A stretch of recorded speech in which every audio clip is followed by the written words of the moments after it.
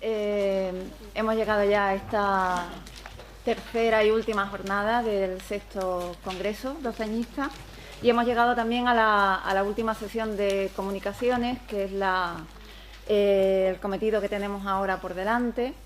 Y bien, como no nos sobra el tiempo y lo que interesan son las intervenciones y también que sea posible tener un pequeño coloquio, debate al final, lo que voy a hacer es, sin más preámbulos, pues empezar a darle la palabra a los intervinientes. Y vamos a comenzar por la comunicación de Galo Hernández Sánchez, que nos va a hablar de la prensa gaditana de la época de las Cortes, concretamente del Conciso. Exactamente, el título de su comunicación es La publicación periódica gaditana del Conciso ante la Constitución de 1812. Bueno.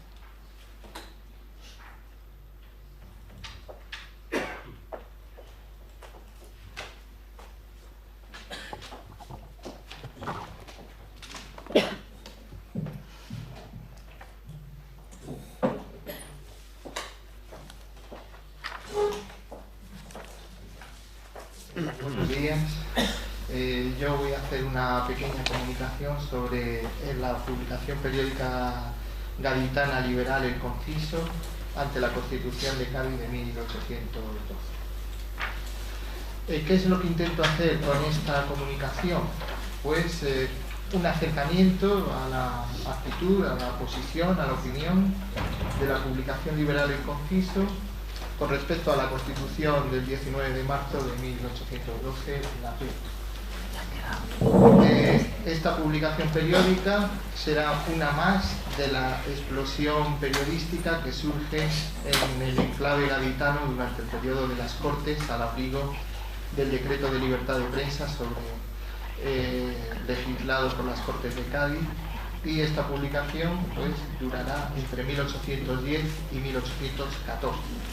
Va a surgir en agosto de 1810 y desaparece en mayo de 1814, nada más llegar Fernando VII a España, a Valencia. Esta publicación liberal, igual que las demás, pues se convierte en el mejor vehículo de difusión de las doctrinas liberales.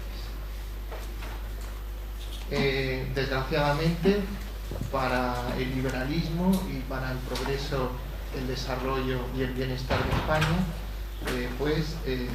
la labor de las Cortes de Cádiz y la Constitución de 1812 desaparecen con la vuelta de Fernando VII en 1813.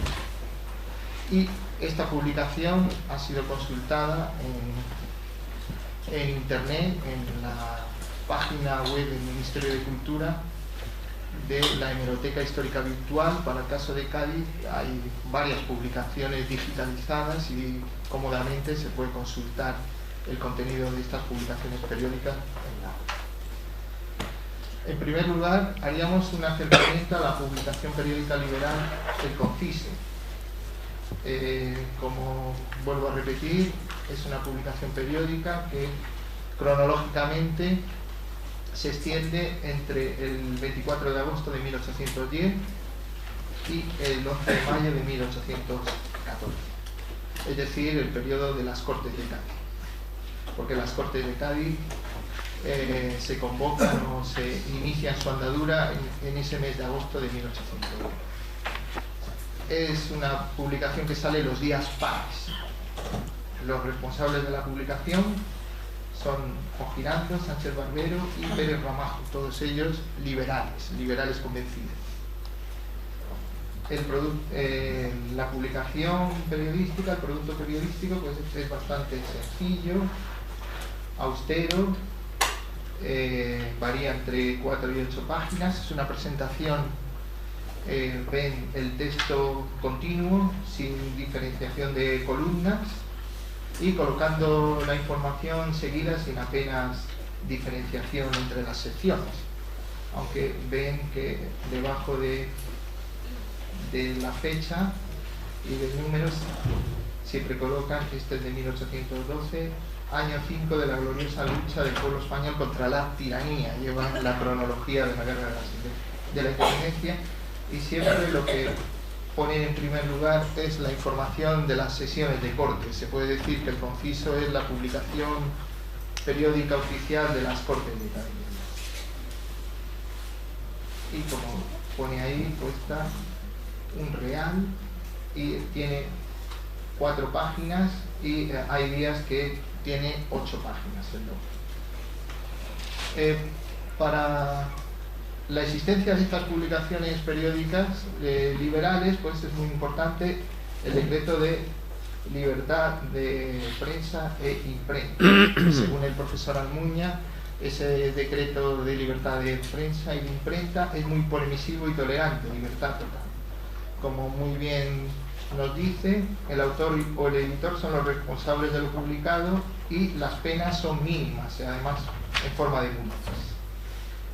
Y esa libertad total pues permite una multiplicación, una aparición de muchas publicaciones periódicas. Según el profesor Almuña, periodismo y liberalismo en esta época nacen y se crean.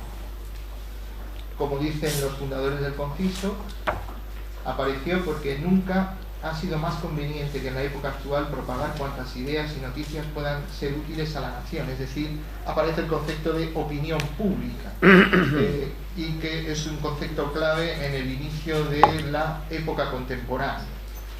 Y las tiradas son reducidas, pero llegan a ilustrados y liberales, que son los auténticos creadores de opinión a los que llega esta prensa.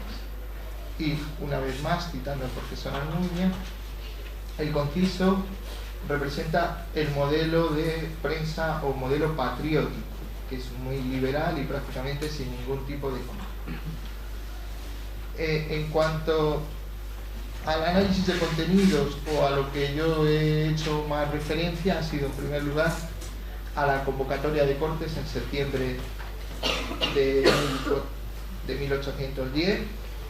El Conciso pues resalta que las Cortes de Cádiz reúnen por primera vez a la nación española, es decir, aparece el concepto de nación y soberanía nacional, y que se reúne en una situación de guerra y destrucción en medio de la dictadura y tiranía de Bonaparte. Restablecen las Cortes de Cádiz la libertad y buscan la felicidad de la nación. Con respecto, seguimos con esta proclamación de las Cortes. Proclaman y juran a Fernando VII como legítimo rey de España y declaran nulas las abdicaciones de Bayona. Ante esta declaración nula de las abdicaciones de Bayona, pues la nación española hace uso, por primera vez en la historia, de la soberanía nacional. Es un actor histórico, un sujeto histórico, y las Cortes de Cádiz establecen la separación. Con respecto a la Constitución de Cádiz, la actitud de esta publicación periódica, como viene ahí, pues es la Constitución que desean los liberales. Acaban con la tiranía, el antiguo régimen de la monarquía, resaltan la igualdad de los españoles ante la ley, la desaparición de la sociedad estamental, y la Constitución acaba con el feudalismo y el vasallaje. Las clases populares, el trabajo, recuperan su dignidad, dejan de sufrir desprecio, y el trabajo y el mérito son una palanca para el desarrollo y el progreso del país. La Constitución es la regeneración de España. Y por último, el último centro de interés en el que he centrado mi comunicación sería cómo conciben la llegada de Fernando VII a España después de su cautiverio en Francia en mayo de 1814. En una colaboración que reciben los redactores del Conciso desde Madrid. Ellos son optimistas y pecan de ingenuos, porque creen que Fernando VII reinará como un rey liberal y constitucional, y que respetará la Constitución de 1812. No restaurará el absolutismo ni el antiguo régimen, porque Fernando VII tendrá en cuenta los grandes sacrificios que ha sufrido el pueblo español durante la guerra de la independencia. Pero desgraciadamente estaban equivocados, porque Fernando VII, cuando llega, pues lo que hace es restaurar el absolutismo de la antiguo. Y luego las conclusiones para finalizar, pues ya ven, el Conciso es una publicación periódica liberal gaditana que realiza su andadura o existe entre agosto de 1810 y 1814, informó de toda la labor política y legislativa de las Cortes de Cádiz, aprovecha la situación de libertad de prensa para informar libremente a sus lectores, su doctrina es liberal y apoya todas las reformas liberales de las Cortes de Cádiz y la Constitución como obra suprema. Siguiendo sus planteamientos, las Cortes de Cádiz permiten la reunión de la nación española, el concepto de soberanía nacional. La Constitución de 1812 permite a los españoles recuperar la libertad y acabar con el antiguo régimen. Sobre todo resaltan la igualdad de todos los españoles ante la ley y demás asuntos, como protege la seguridad, la integridad. Sobre todo destacan la protección a la propiedad privada y debe ser un instrumento que permite la prosperidad, el desarrollo y el bienestar de los españoles. Con las Cortes y la Constitución de Cádiz, España se convierte en modelo liberal para el resto de los países europeos. En este caso, España es uno de los países pioneros del liberalismo.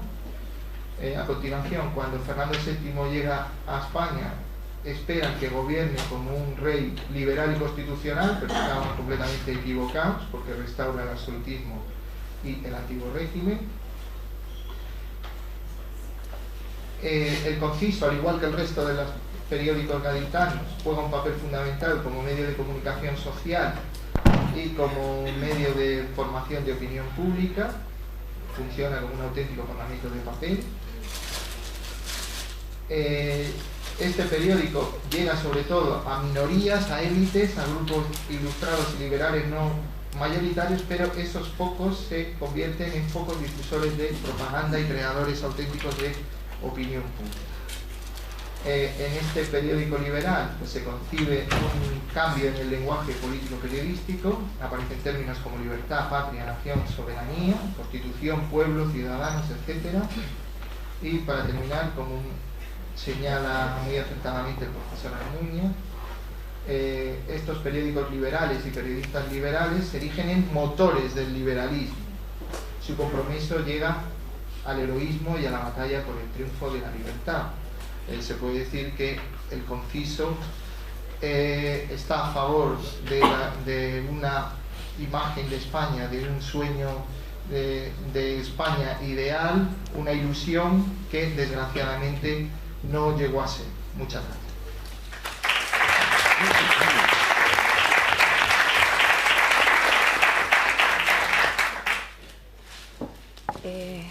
Bien, voy a dar paso ahora a la segunda comunicación. Vamos a seguir un orden cronológico, que no alfabético, por los nombres para darle una mayor coherencia al conjunto. Y van a hablar ahora, o va a hablar en concreto Víctor Núñez García, que representa a sí mismo y a José Saldaña Fernández, compañeros de la Universidad de Huelva, que nos van a hablar de la memoria de la Constitución del 12 en la siguiente generación de liberales. Exactamente el título es Una memoria compartida, la Constitución de 1812 en el parlamentarismo español entre 1834 y 1843. Ah, sí, si necesitas el... No, entonces como quieras.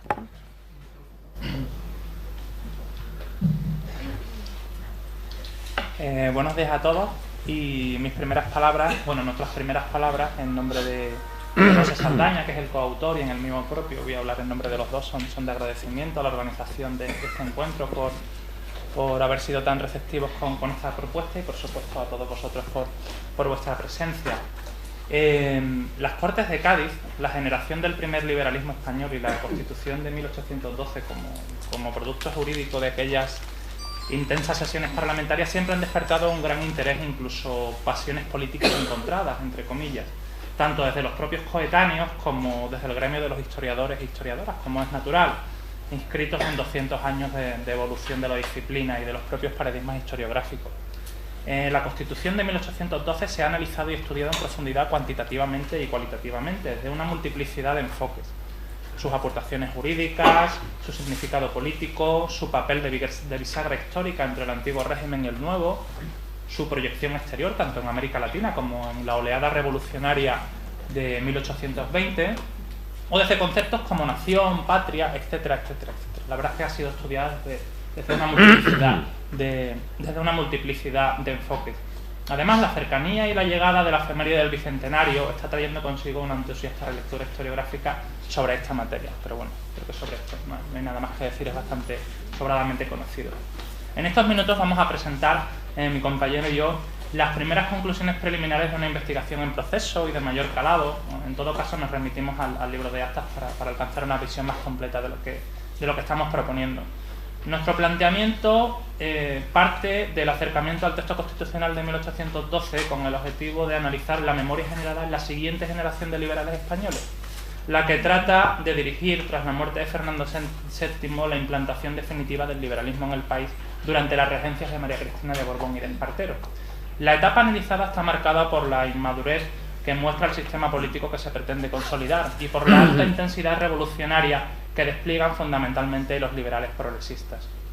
Todo ello aderezado con la amenaza involucionista de la primera guerra carlista.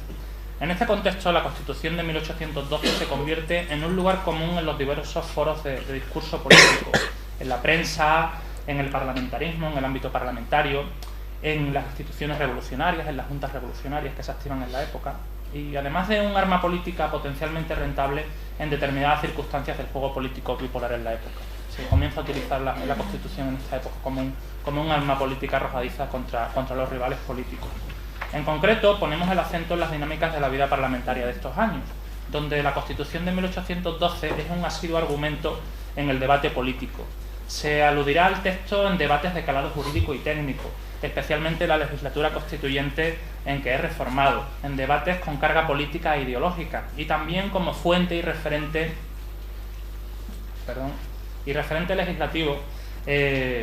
Para unos será relativamente un buen punto del que partir, y para otros la estrategia será desviar la atención hacia otros argumentos. En todo caso, no hay que olvidar que el carácter del político liberal de la época, de mediados del siglo XIX, es fundamentalmente legislador. El perfil socioprofesional mayoritario en las élites parlamentarias de la época es el de la abogacía. Además, se está construyendo un corpus jurídico que sirva de base para consolidar el Estado liberal en el país. En función de las características del modelo que pretende alcanzar cada grupo político liberal, las referencias al texto gaditano y a otras constituciones del entorno europeo serán instrumentalizadas para fortalecer argumentos discursivos y para alcanzar objetivos políticos concretos. Durante la época del Estatuto Real se hacen ya visibles dos formas de entender la política liberal en términos moderados y progresistas, herederos de la bipolaridad política de las Cortes del Trienio Constitucional en términos doceañistas y veinteañistas. Grosso modo, muy por encima, el primer grupo abogará por la consolidación del liberalismo de manera transaccional, tranquila, entre comillas, articulando una alianza estratégica con las clases procedentes del antiguo régimen, dispuestas a apoyar al nuevo sistema y huyendo de los desmanes revolucionarios. Mientras que el segundo, el grupo progresista, abogará en teoría por un desarrollo en mayor profundidad del liberalismo, de las reformas liberales en el país, sin llegar a renunciar, si las circunstancias lo establecían, a la estrategia insurreccional, además de considerarse y de arrogarse como los únicos y auténticos, entre comillas, liberales, lo que les proporcionaba un nexo común con la primera generación del liberalismo español, un nexo de unión que reunida en las Cortes de Cádiz, pues fue la que diseñó, discutió, votó y promulgó la primera Constitución española, la Constitución de 1812. Para la regente María Cristina, la alianza con el moderantismo emergente era un mal menor, dada la amenaza carlista a su rama dinástica. Además, la base jurídica del Estatuto Real, diseñado por Martínez de la Rosa, parecía la adecuada para ejecutar esa transacción tranquila y sosegada hacia el liberalismo. Esta estrategia llevaba aparejada la marginación de otro grupo emergente, el grupo liberal progresista, de los ámbitos de poder, lo que finalmente acarreará que se duplique la presión a la que está siendo sometida la propia regencia, la del carlismo por un lado y la del liberalismo más avanzado y revolucionario por otra, la del liberalismo progresista. En todo caso, la actitud progresista durante estos años y su acercamiento a la Constitución de 1812 se caracterizará por una postura de posibilismo político en función de cada coyuntura concreta. En el estamento de procuradores a Cortes durante la época del Estatuto Real, la representación progresista intentará recuperar la obra de 1812 a través de iniciativas legislativas conducentes a recuperar elementos no incluidos en el estatuto, fundamentalmente en materia de libertades, libertad de imprenta, por ejemplo, o en la potenciación de la milicia nacional, del papel de la milicia nacional. Los moderados, en cambio, sin hacer una crítica en esta época directa al texto gaditano, expresiones de cortesía parlamentaria eran bastante habituales, como Constitución de 1812, la cual nadie niega fue una obra perfecta en su género. Digamos que estas expresiones son habituales, pero siempre se oponía el argumento del conflicto carlista y la idoneidad del Instituto Real para frenar los intentos reformistas progresistas desde la legalidad del sistema. Hay una dualidad de estrategias, una desde el sistema político legal y otra desde la ilegalidad. Es decir, lo que se plantea desde esta legalidad del sistema, de este ámbito parlamentario, es una contraposición entre Estatuto Real versus Constitución de 1812 como una estrategia política en esa coyuntura. En ese sentido, el marqués de Falces se mostró elocuente sobre estas cuestiones en noviembre de 1834. Pero no, les leo textualmente, pero no puedo pasar en silencio una relativa al Estatuto Real. Este, más que una simple ley orgánica, es la resurrección de todas nuestras leyes fundamentales. Es nuestra áncora de salvación, y por él hemos hecho un tránsito suave, sin oscilaciones y trastornos, del régimen más arbitrario y despótico al de orden, moderación y verdadera libertad. En este restablecimiento o resurrección que debemos a la bondad de la inmortal Cristina, están consignados los mismos derechos que se piden con más o menos expresión. Puesta esta áncora de salvación, unámonos a ella, abracemos sus principios y obtendremos poco a poco las consecuencias. Las naciones nunca mueren, las generaciones son solo las que pasan. Y supuesto que ya tengamos los principios, no nos dejemos ir hasta el extremo a costa de tener que sufrir males interminables. Por último, señores, yo creo que estamos en una época en que es primero conquistar la tranquilidad que alterarla. Tenemos 4 provincias sublevadas, y en otras hay chispazos de rebelión. Procuremos antes cimentar lo establecido y ahogar esta sedición, y después, en tiempos más tranquilos, procuraremos dedicarnos a la mejora de las leyes o su revisión, no dividiéndonos. Pero la estrategia progresista, como ya he dicho, en esta época tiene un carácter dual, tiene un carácter bipolar. Ante la imposibilidad de acceso al poder y a la implementación reformista por la vía legal, por la vía parlamentaria, la insurrección, la vía insurreccional, surtirá el efecto deseado en los veranos de 1835 y 1836. Concretamente, la insurrección que se generaliza en el país en 1836, a través de la movilización del pueblo liberal, del ejército, de la milicia nacional y a través de la formación de juntas revolucionarias en los territorios españoles, esta insurrección tendrá como punto nodal la Constitución de 1812 desde la perspectiva del discurso político. Se activan todos los resortes discursivos para potenciar la idealización de este referente, que se desplegará en un contexto de inestabilidad como un arma política de gran efectividad. En esta línea de idealización y mitificación se hacía el siguiente llamamiento a la Milicia Nacional de Huelva a comienzos de agosto de 1836. Milicianos nacionales, al fin, después de 13 años de sufrimiento, de privaciones y vejámenes, oímos resonar entre nosotros el grito eléctrico de ¡Viva la Constitución! Al fin nos es permitido obedecer el código sagrado de nuestra regeneración política y verter nuestra sangre por su conservación y por la defensa de la libertad que nos asegura, exterminando los pérfidos secuaces de la superstición y la tiranía. La nación entera en este momento, con voz vigorosa, jura Constitución o muerte, y nosotros, secundando tan noble como generoso movimiento, juramos también guardarla y defenderla. Bueno, el lema de la insurrección era Constitución o muerte. En este momento se articuló como un arma política y como una forma de acceso al poder que surtió efecto. Consolidados tras esta insurrección los progresistas en el poder y previa convocatoria electoral, la función de las Cortes Constituyentes de 1836-37 era la reforma del texto de Cádiz. Esa fue su función fundamental, pero su resultado fue en realidad una constitución diferente. Las elecciones se realizaron según el sistema indirecto previsto por la Constitución de Cádiz y dieron una mayoría claramente progresista. Finalmente, el nuevo texto constitucional fue aprobado por las Cortes en uso de su soberanía nacional y aceptado por la regente en nombre de la reina el 17 de julio de 1837. En cualquier caso, la aprobación de la nueva Constitución no trajo consigo el olvido del texto gaditano, que será utilizado por las diversas tendencias políticas para reforzar planteamientos, argumentaciones y controversias en torno a temas diversos. Ahora bien, a pesar de la dificultad de consignar de forma nítida su distinta utilización, con unos rasgos marcadamente identificables, por parte de los grupos progresistas y moderados, en estos primeros momentos, por cuanto no faltan ocasiones en que se utilice como argumento para cuestiones tan peregrinas como, por ejemplo, defender la no supresión del diezmo a la altura de 1837, en atención a que no lo había hecho la Constitución de 1812, o que se había pasado por alto sobre esta cuestión. En este sentido intervenía el diputado Martínez de Velasco.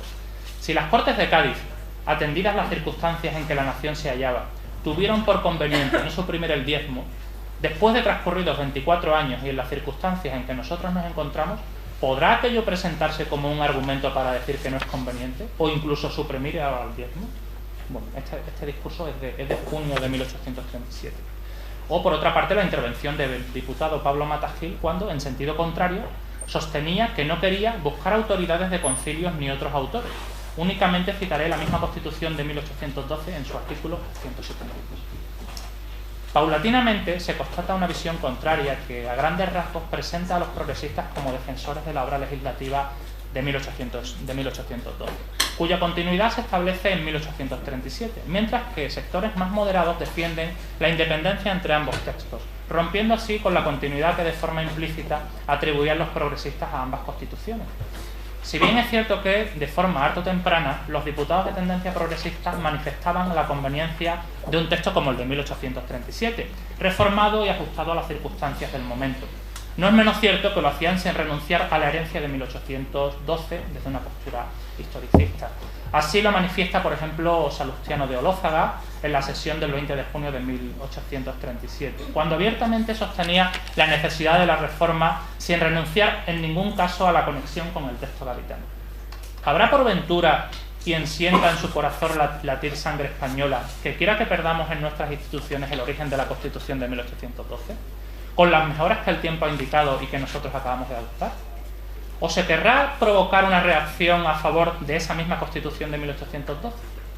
Ni la una ni el otro, señores. No es posible ya otra Constitución que la que se acaba de promulgar, y no creo que haya quien de buena fe quiera levantar otra bandera. En esa misma línea de defensa de la Constitución de 1812 se manifestaba poco tiempo después el diputado progresista Argüelles, cuando, por una parte, hacía referencia a que la Constitución de Cádiz estaba siendo fruto de difamaciones constantes, en conexión, como ya veremos, con las posturas sostenidas por los liberales moderados. Y por otra parte, aludía directamente a las palabras reformas y modificaciones para referirse al texto de 1837 en conjunción con el de 1812. Se ha infamado a la Constitución de 1812, se la infama todos los días, y no se ha perdido ocasión ni momento para hacerlo, produciendo una imprecisión muy profunda de disgusto contra ello. Pero si la Constitución del año 12 no fue un dechado de perfección política, envuelve en sí, sin embargo, y están ligados con ella los nombres de ciudadanos y patriotas respetables. Y si aquel código nos parece, no carece de faltas, con este motivo hemos venido aquí para reformarla, para que sufriese las modificaciones debidas a la experiencia y que fueran análogas a las circunstancias y opiniones actuales. Bueno, este discurso es de julio de 1837. Sin embargo, desde la otra parte de la bancada parlamentaria, desde la oposición moderada, desde las filas moderadas iban a mirar a la Constitución de 1812 desde posturas bien distintas.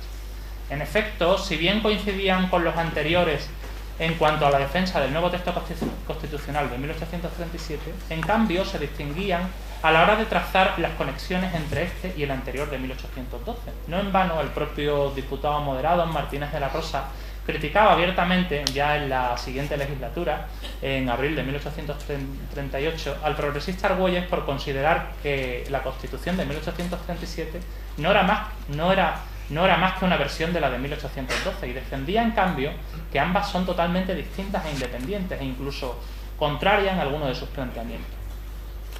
Os leo textualmente la intervención. La Constitución del año 1837 no es una versión de la del año 1812, ni de ninguna otra. No es una versión, ni debe mirársele bajo este concepto.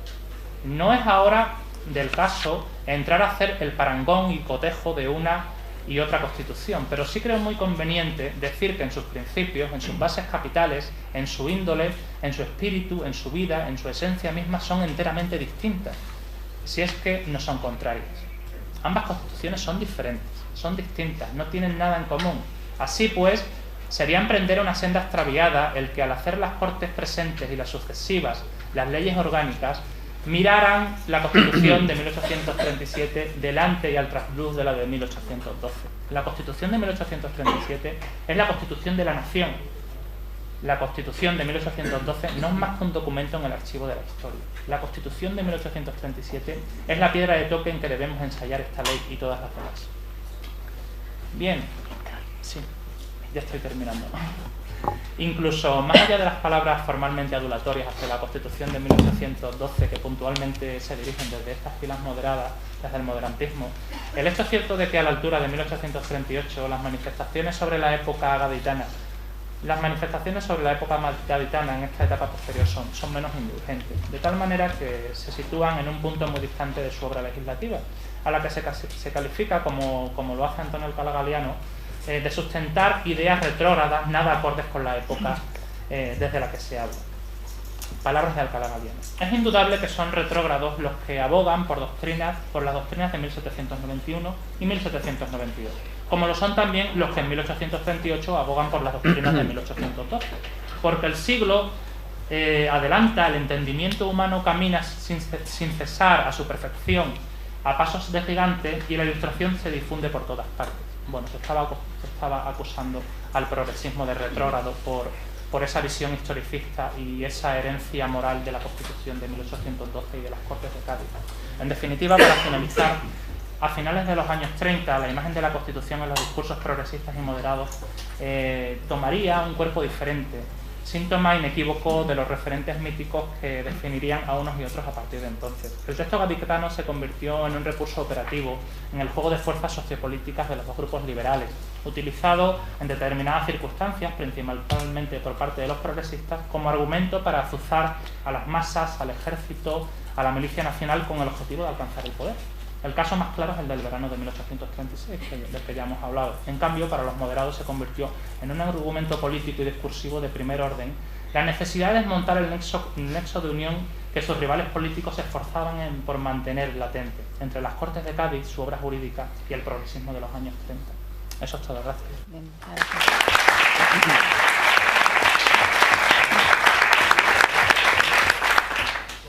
Bueno, seguimos avanzando y paso la palabra ahora a un compañero de esta universidad, profesor de Filosofía del Derecho, Enrique Víctor de Mora Quirós, que nos va a hablar de Balmes y de su valoración e interpretación del 12. Exactamente, el título es Memoria y construcción constitucional en Jaime Balmes. Bien, muchas gracias. Buenos días a todos. Voy a intentar ser lo más... Sí, gracias. Voy a intentar ser lo más esquemático posible, dentro de tocar los puntos fundamentales que creo que se deben tocar en una exposición sobre esta cuestión.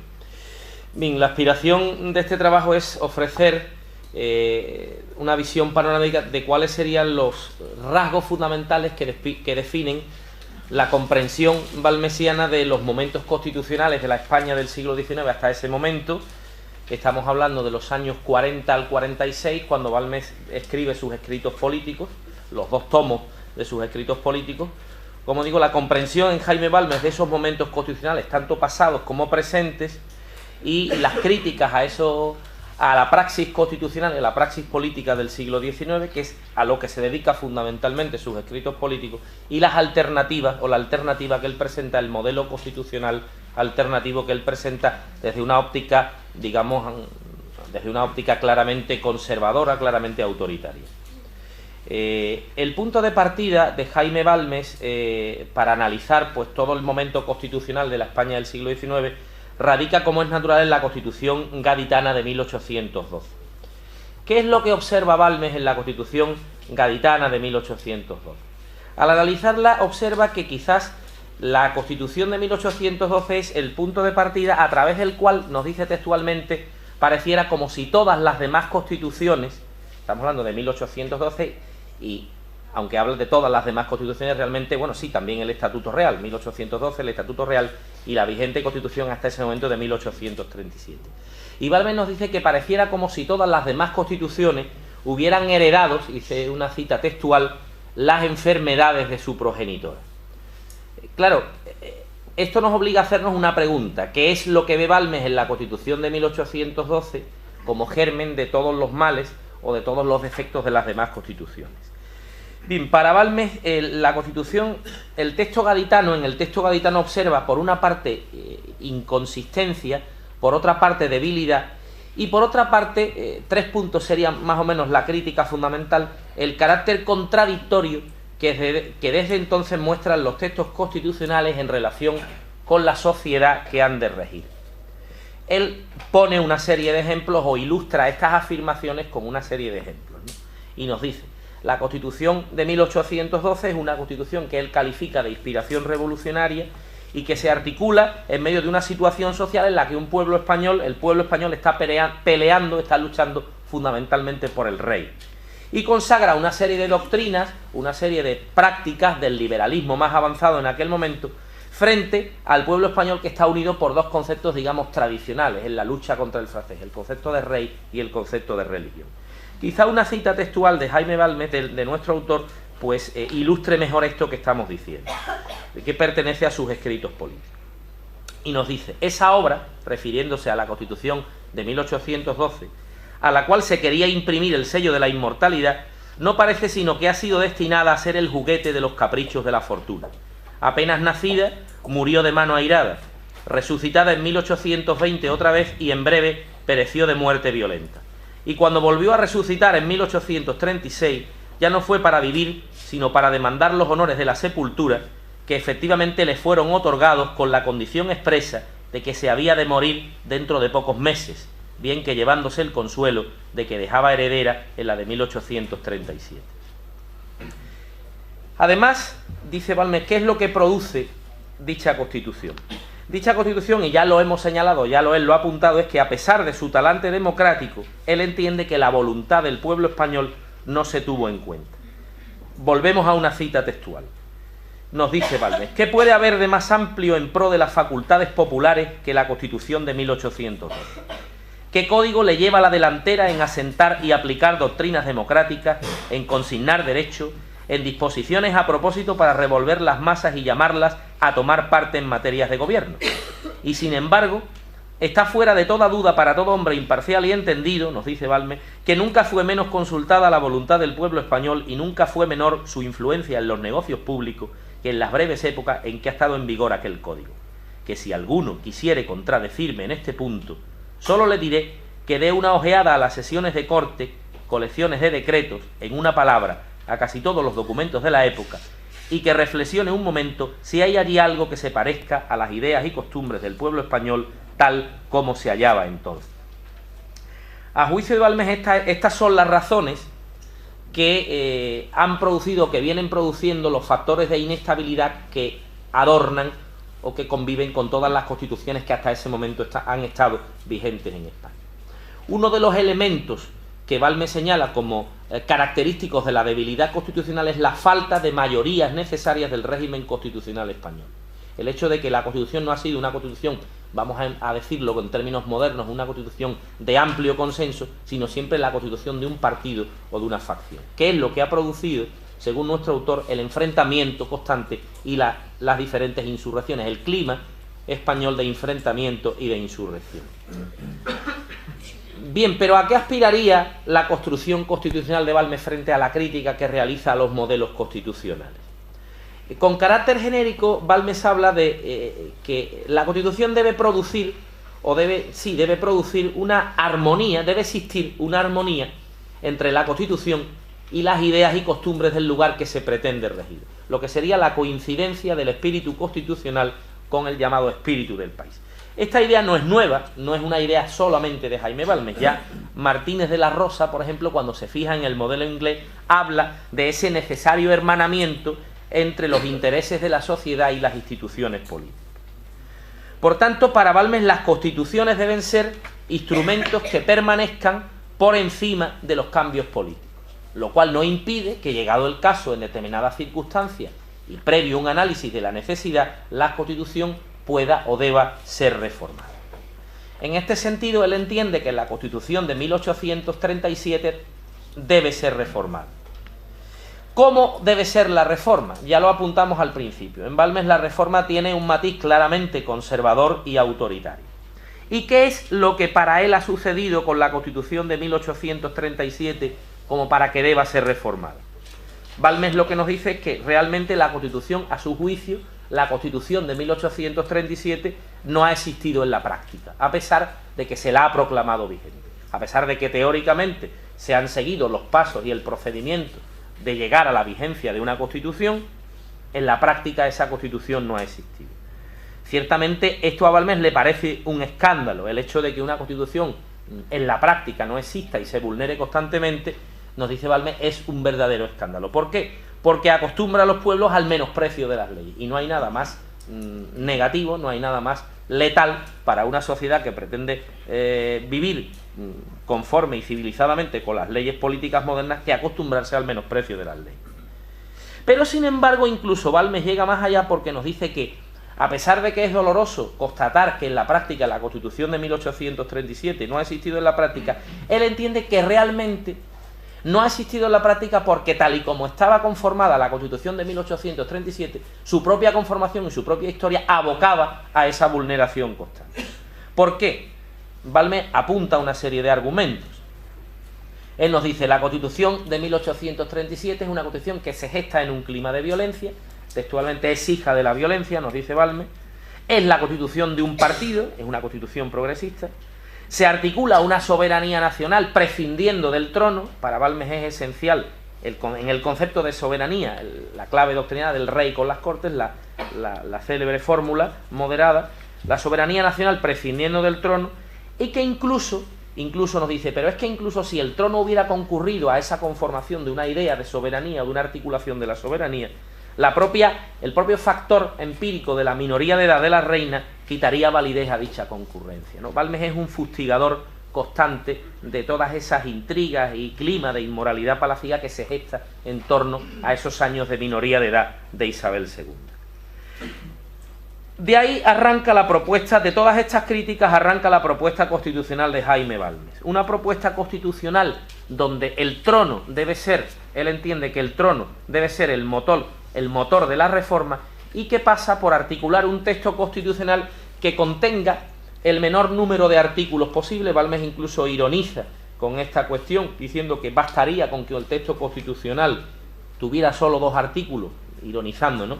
El rey es soberano y la nación en corte, más o menos, estoy citando de memoria, y la nación reunida en cortes otorga los tributos e interviene en los negocios públicos, pero en fin, con independencia de esa ironía, él es partidario de un texto que contenga el menor número de artículos posible, un texto excesivamente quizás genérico o una declaración programática excesivamente genérica, a fin de relegar a las leyes secundarias. Él habla de los reglamentos, hoy podíamos entender las leyes ordinarias, los decretos, a fin de relegar a las llamadas leyes secundarias pues determinadas materias que prácticamente cuando se revisa el elenco de materias que Balmes entiende que deben ser reguladas no constitucionalmente sino por leyes secundarias, pues prácticamente están todas, ¿no? Imprenta, derecho de petición, la uniformidad de códigos, tribunales, ayuntamientos, diputaciones, ejército y milicia nacional. Prácticamente lo que hoy en un texto constitucional moderno se articula, ¿no?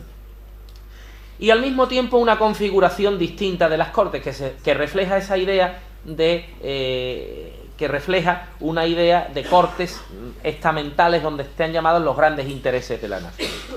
Esa configuración distinta de las Cortes pasa por la articulación de 2 cámaras, Senado y Congreso, y tanto como Balmes es excesivamente vago e impreciso en definir ese texto constitucional, es bastante preciso en articular las características que deben tener las personas llamadas a esas Cortes. Por lo que respecta al Senado, Balmes entiende que el Senado debe ser el lugar donde estén representados lo que él llama las influencias morales y materiales, fundamentalmente la religión y la riqueza, que pasaría por la presencia en ese Senado de un alto clero de arzobispos y obispos, con la particularidad de que no todos, ni que sean elegidos por el rey, sino elegidos por ellos mismos, por un Senado donde esté presente la nobleza, la grandeza de España en número máximo de 25, con unas características de propiedad y con unas características económicas precisas. Por lo que respecta a la nobleza, 300.000 reales de renta y una edad mínima de 30 años. Por lo que respecta a otro de los elementos sociales, los grandes propietarios, con una renta mínima en bienes raíces de 150.000 reales, y lo que Balmes denomina otras clases, con la condición de que al menos la mitad de las rentas en bienes raíces, 100.000 reales de renta, al menos la mitad en bienes raíces. Y un congreso donde estén representados aquellos cuya renta en bienes raíces sea al menos de 20.000 reales. ¿Cuáles serían los elementos más significativos? Ya para terminar, no sé si voy muy deprisa, pero voy cumpliendo... Vamos un poquillo ya mal de tiempo, pero vas vale, en tu tiempo. Bueno, vale, perfecto. ¿Cuáles serían los elementos más significativos de esta concepción representativa de Jaime Balmes?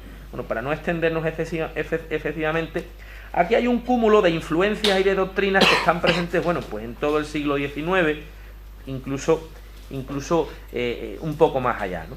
Hay una identificación que, bueno, ya entrar aquí sería enormemente prolijo, hay una identificación por cómo articula la composición de las Cortes, una identificación muy característica de las doctrinas, del doctrinarismo, de ciertas, del conservadurismo inglés, por ejemplo, representado por Burke, incluso de la tradición cívica del republicanismo, Jefferson y los padres de la patria americana, la identificación del hombre virtuoso con el propietario enriquecido con el esfuerzo, ¿no?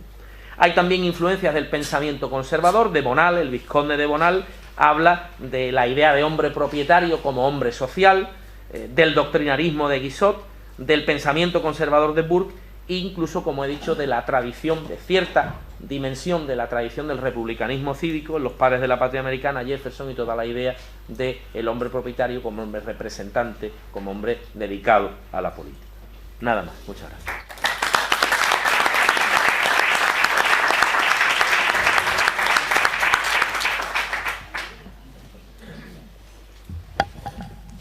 Bueno, damos paso a la última intervención, que es la de Claudio Hernández Burgos, que viene de la Universidad de Granada, y con él damos un salto en el tiempo al franquismo y al uso, a la manipulación que hizo de la Constitución de 1812.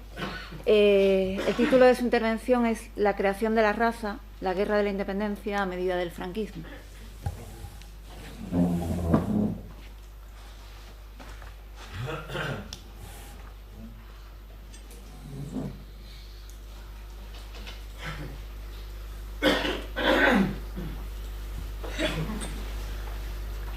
Bueno, en primer lugar quería agradecer a los organizadores y a la moderadora bueno, pues, toda su comprensión de que esta comunicación escape tanto de los límites cronológicos del Congreso. Pero bueno, aprovechando un poco también que el término memoria estaba dentro del título del Congreso, pues también he metido esto y espero que sirva. Creo que es muy ilustrativo de lo que va a pasar en los dos siglos, siglo XIX y siglo XX en la historia de España. Bueno,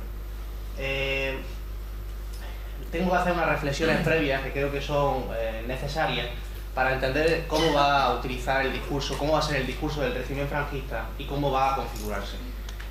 Parto de la concepción de que el régimen franquista bebió fundamentalmente de dos tipos de pensamiento. El pensamiento reaccionario español, que se iba a ir viendo durante todo el siglo XIX y parte del siglo XX, que formaba parte, pues eso, de muchas revistas. Por ejemplo, Acción Española será su máximo digamos, exponente, y también todas las doctrinas estas de la Iglesia, del ejército, doctrinas reaccionarias y conservadoras. Pero al mismo tiempo también el franquismo bebió de otra fuente, como fue la de los fascismos, que entonces estaban triunfantes por toda Europa y que sus doctrinas, al calor de la guerra civil española, pues van a triunfar y van a darle ciertos perfiles al franquismo que perdurarán durante años. Entonces, con todo ello, quiero decir que el franquismo fue un nuevo estado, no fue nada viejo, tampoco fue nada totalmente nuevo como los fascismos, pero fue algo diferente, y por eso tomo la definición que han utilizado algunos historiadores como de régimen fascistizado, en el que el proyecto fascista estaría subyugado al resto de proyectos, por el partido, al Estado y al gobierno. Bien, toda esa ideología, todo ese discurso que se va a conformar durante la guerra civil va fundamentalmente a traducirse por vía de algunos instrumentos, como por ejemplo el cine, la prensa, la propaganda, los libros de texto, pero también la configuración de un nuevo calendario festivo y marcando unas fechas clave que serían para el franquismo, pues los hitos a celebrar por el resto de la ciudadanía española. En ellos, el espacio público, los actos, los discursos, todas estas, digamos, tribunas que van a utilizar en el espacio urbano, van a ser fundamentales a la hora de movilizar a la población. Hago dos advertencias respecto a esto. La primera, que yo no considero que el régimen franquista fuera movilizador, no por lo menos al estilo de lo que fueron los otros regímenes fascistas de Europa. Y la otra, que tampoco creo que estos discursos sirvieran únicamente para movilizar a la gente por sí solos, ¿no? Pero sí que tuvieron una cierta eficacia y eso es lo que quiero manifestar.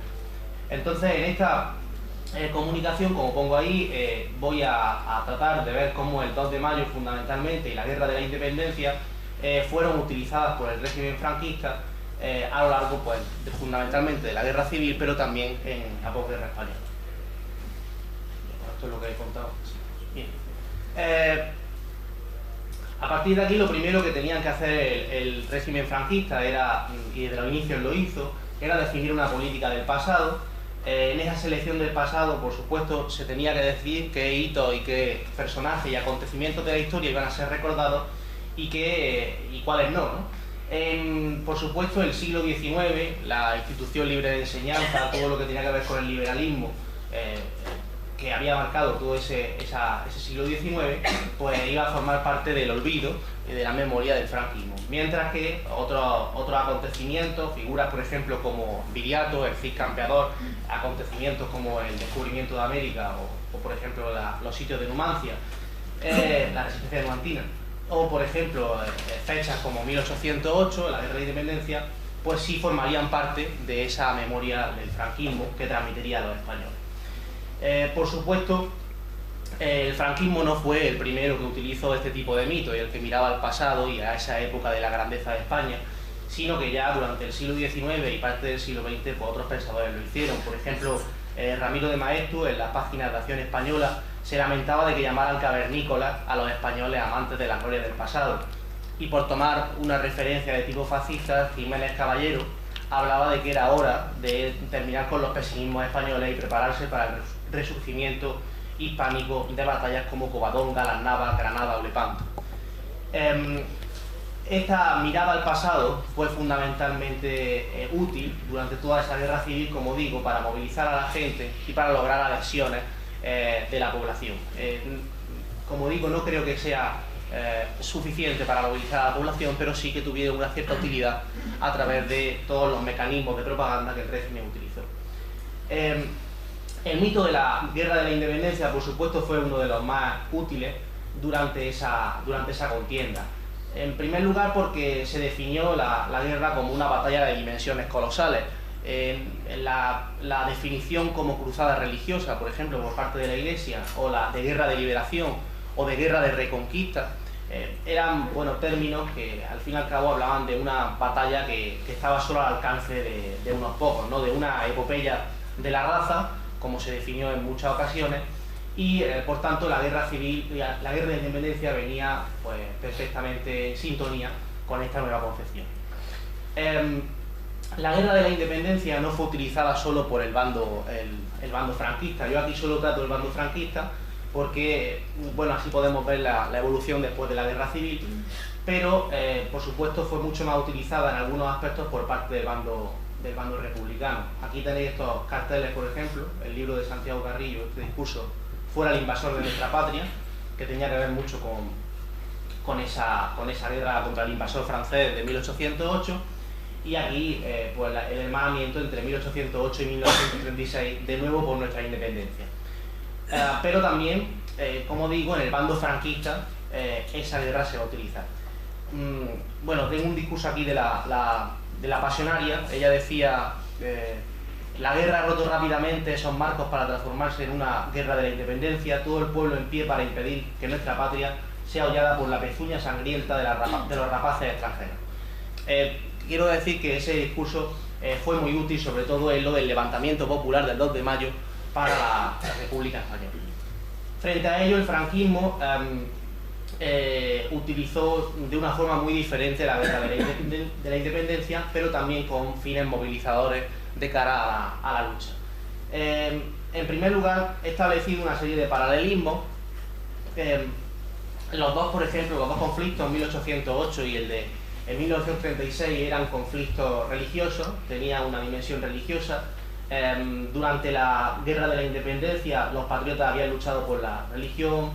Durante la guerra la guerra de civil, evidentemente el componente religioso se vio mucho más presente. El discurso franquista veía en la contienda de 1808 una lucha también por la fe católica, por la religión católica contra las tropas napoleónicas. José María Pemán, por ejemplo, desde uno de sus libros, hablaba, al igual que lo hizo en 1808, España volvía en 1936 a levantarse en su papel de guardiana de la esencia del espíritu y la civilización cristiana. Esta dimensión religiosa era porque se consideraba que España era sustancialmente católica, que la religión católica era connatural a la patria española. El periódico Ideal, el periódico granadino, unía estas dos hazañas y decía: a España de ayer y de hoy se han dado el abrazo de la redención, demostrándole al mundo que España no es un pueblo fácil de conquistar. Así también se volvía a retomar ese mito de la resistencia española, que es capaz de, las personas, los ciudadanos españoles son capaces de resistir hasta la muerte por la independencia de su patria. Pero junto a esta dimensión religiosa, por supuesto, también la guerra de la independencia era una guerra contra el enemigo, ¿no? Era una guerra contra el invasor. En la guerra de la independencia se habían ya hecho estos discursos desnacionalizadores y deshumanizadores del enemigo. Por ejemplo, he tomado un texto de Ronald Fraser que toma sobre la comparación de los dos, y habla de que hablaban de los franceses como un anfibio entre hombre y figuera, un tirano cubierto de crimen, el anticristo, el aborto de un islote, un monstruo vomitado por el infierno. O sea, esos caracteres le daban a los franceses en algunos discursos de la prensa española del momento. Y en cuanto al afrancesado, pues muchas veces se le privaba de su nacionalidad española. Pues bien, estos mismos discursos durante la guerra civil van a ser llevados ya hasta el paroxismo, hasta el punto en que la difusión de las atrocidades de los que llamaban rojos, la imagen de este enemigo, pues van a llegar a límites insospechados, ¿no? En primer lugar, se hablaba de ellos en los periódicos, en la prensa del momento. Decían: han dejado de ser españoles, no lo son, no tienen patria, hospicianos del mundo les llama Pemán. También se les daba unas especiales características también, como bestias salvajes, rojos que eran fríos como reptiles, carniceros como hienas, una serie de términos que ahora no hay tiempo de comentar, pero que fueron una expresión de la guerra contra una persona que había dejado de ser española, que era Rusia contra España, y esa imagen de Francia contra España también le servía al franquismo. Bien, pero había una diferencia entre ambas gestas que el franquismo no quería olvidar. La guerra de la independencia había sido un acto heroico, pero a juicio de los ideólogos del régimen franquista había sido desperdiciado, porque todo el siglo XIX había sido liberal y demostraba que la guerra y el esfuerzo, la sangre de esos mártires de entonces, de 1808, pues no había sido fecunda. Lo decían así la prensa también del momento. Decía: el 2 de mayo pertenecía al catálogo de las grandes realidades históricas y la época siguiente al de las más humillantes. Pemán mismo decía: supimos vencer a los franceses, pero no supimos vencer a los afrancesados. Y ahora cogía ese paralelismo y hablaba: hay que vencer a los rojos y también a los enrojecidos. Eso lo decía en su arenga de guerra José María Pemán. Bueno, en todo esto, la diferencia que veían en esas dos contiendas era la de tener un líder, ¿no? Ahora se tenía un caudillo, y ese caudillo iba a ser el que iba a posibilitar que España no cayera en los mismos errores que el pasado y pudiera crear una España fuerte y nueva y volver a la grandeza de la patria. Eso a juicio del franquismo. El 2 de mayo, por supuesto, fue el mito fundamental para el franquismo. en estos momentos, el 12 de abril del 37, en una fecha que por supuesto no es aleatoria, es a 2 días de la fiesta de la Segunda República, el franquismo proclamaba el 2 de mayo como la primera fiesta nacional y frente a ello quitaba las fiestas republicanas. Era una forma también eso, de tapar el pasado republicano, por supuesto, y lo decía así, decía: no es posible dejar con subsistencia hasta el señalamiento de las festividades nacionales aquellas que carecen del contenido propio, se revisten de un carácter marxista o se marcaron para mediatizar páginas de nuestra historia que lentamente se trataba de borrar en la auténtica conciencia de nuestro pueblo. De esta forma, el 11 de febrero, el 14 de abril y el 1 de mayo quedaban suprimidas y el 2 de mayo quedaba como fiesta nacional. Bueno, la fiesta, evidentemente, ese acontecimiento festivo era muy útil para forjar identidades colectivas, para romper también la cotidianidad de una vida marcada por el hambre, la posguerra y todo eso a partir de 1936 en las zonas que estaban en la retaguardia franquista. Y lo que quiero aquí transmitir es que esas fiestas no se construyeron solo desde arriba, sino también el pueblo muchas veces actuó. La dimensión religiosa de muchas de ellas, o folclórica, hizo que el pueblo viera esto como una vía de escape. Por ejemplo, el historiador Michael Richard ha hablado de cómo algunas presas republicanas, habiendo destrozado santos, habiendo hecho actos anticlericales, después sentían un determinado fervor por una virgen o santo en cuanto a la Semana Santa. Esas contradicciones hacen que muchas veces estas fiestas pues, fueran fabricadas tanto desde arriba como desde abajo, desde el Estado como desde el pueblo. Bueno, en cuanto al 2 de mayo, lo primero era quitarle todo el sesgo republicano y liberal. En primer lugar, por ejemplo, desde el periódico Gijonés La Voluntad se decía: la fiesta del 2 de mayo ha recobrado por fin su significación, ni morriones, ni espingardas, ni el chinchín del himno de griego. Decían un poco que no querían escuchar ese himno y ese tipo de cosas. Y decían, Antonio Tobar hablaba, por ejemplo, de que el 1 de mayo había sido privilegiado en lugar del 2 de mayo, y que el 1 de mayo estaba marcado por la bandera y la borrachera por la Casa de Campo de Madrid. Era la diferencia entre los dos episodios. Bien, a partir de 1937 se empieza a celebrar. En ese año se hacen fundamentalmente en las ciudades españolas lecciones a los niños sobre la guerra de la independencia, además de una función religiosa, en un tono pues marcadamente fascista por el momento, con banderas de Alemania, banderas de los países amigos, como los llamaban, y a partir del 38 pues queda en manos de Falange Española. Yo creo que mi hipótesis es que queda en manos de Falange Española porque era una de las festividades que menos connotaciones religiosas tenía, dentro de que las tenía, y en segundo por eso que era un levantamiento popular y Falange le daba una gran importancia al pueblo español. El lugar de celebración que se va a elegir para esta fiesta va a ser o bien la Cruz de los Caídos, donde se recordaban a ambos mártires, a los del 36 y a los de 1808, o bien, por ejemplo, la Falange sevillana optaba, por ejemplo, por ofrendar una monumental corona con lazos de los colores nacionales y del movimiento ante la estatua de David. Pero a partir de cierto momento se van a empezar a construir, como tenéis ahí en la foto, obeliscos en todas las ciudades españolas en conmemoración de ambos héroes, los héroes del 1808 y el 36, como solía rezar una placa en cada uno de estos monumentos. Pasaban los falangistas haciendo guardia toda la noche en torno al monumento y después se daban discursos en los que se destacaba el carácter ejemplificador de la gesta del 2 de mayo para seguir ahora por las nuevas juventudes de España.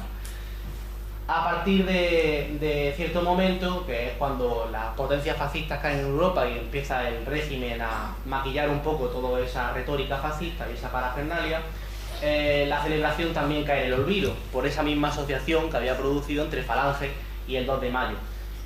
Al caer en el olvido, ya, por ejemplo, en Granada se celebra solo una pequeña misa en la Capilla Real en 1948 y un año después se reduce el acto al hogar del Frente de Juventudes, eso sí recordando el valor heroico de ese esfuerzo que hubo en el 2 de mayo para ser seguido ahora en la Nueva España. Claudio, perdona, vamos un poquillo mal de tiempo.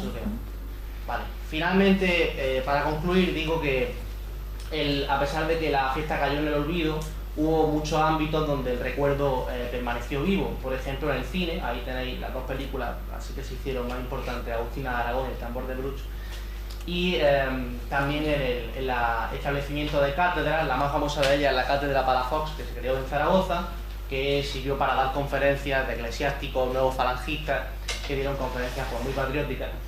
Y finalmente, a unas disposiciones legales, por ejemplo, el 13 de julio de 1958, aprovechando el 150 aniversario de la batalla de Bailén, se decía pues, que más o menos había un decreto que la establecía como oficial la conmemoración de esa batalla, y para que el esfuerzo del general Castaño fuera símbolo de esa raza y de esas gestas heroicas que solo está al alcance de hombres singulares como los españoles. En consecuencia, en conclusión, lo que voy a decir únicamente es que la guerra de la independencia, como otros mitos, duró lo que duró, es decir, fundamentalmente durante la guerra civil y los primeros años, y a partir de entonces se redujo a libros de texto y ámbitos como los aquí señalados. Y ya está, muchas gracias.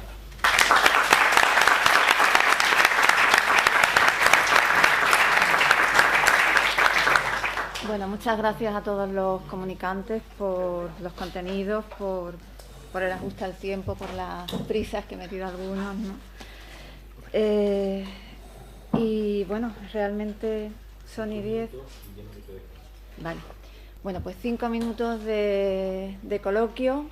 Hemos hecho un recorrido, creo que interesante, desde el entusiasmo pleno y la confianza ciega en la constitución de los periodistas del conciso, ¿no?, hasta llegar a esta última, también muy interesante comunicación, pasando por la visión y la interpretación que hicieron los primeros liberales de la primera mitad del 19. Imagino que hay alguna pregunta o algún comentario que hacer. Parece que no. Sí, Gonzalo. Yo tengo una curiosidad sobre la presentación de Claudio. Él ha hecho un paralelismo entre la guerra de independencia, los mitos de la guerra en el anarquismo, y yo he hecho en falta la monarquía, ¿no? Que sí, y sobre todo si ha mencionado a Tapemán. Nadie recuerda que en el 8 se luchaba por el rey, por la monarquía, por... Bueno, en esos momentos de que no está muy claro exactamente qué va a ser España, bueno, recordemos que en el momento del alzamiento nacional, los primeros meses hasta se sacan banderas republicanas, ¿no? Y se dan situaciones tan paradójicas como que se levante el saludo fascista al himno de Riego.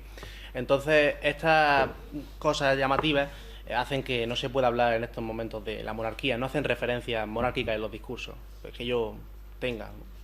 Simplemente al alzamiento nacional, al valor del pueblo en armas, transformando mucho lo que fue en realidad y quitándole todo su tono liberal. Eso es lo que te puedo decir. ¿Por allí? Sí, ¿no? El 18 de julio fue principio contra el gobierno del Frente Popular. Sí, sí. Contra la República y para establecer amnistía contra el gobierno, completamente contra el gobierno. De alguna manera, ¿Qué? Por ahí, sí. Y para el profesor de Moro, cuando habla de Balmes, del hombre virtuoso, se relaciona enormemente con el rico honesto, parece que aquí hay introducida una idea protestante, ¿no?, de la unión entre la riqueza y la honestidad, que en un hombre tan católico como Balmes resulta un poco sorprendente, aunque usted ha hablado de otras influencias políticas que le llegan a él después. Sí, lo que creo es que yo creo que ahí Balmes no está influenciado por él, o a lo mejor sin saberlo, sin quererlo, ¿no? No está influenciado quizás por esa vertiente de la concepción protestante, la que luego, bueno, toda esa concepción que luego nos explicó tan excelentemente Max Weber en La ética protestante y el espíritu del capitalismo. Yo creo que Balmes le da un sesgo católico, ¿no? Le da una interpretación católica a esa unión entre la riqueza y la virtud, ¿no?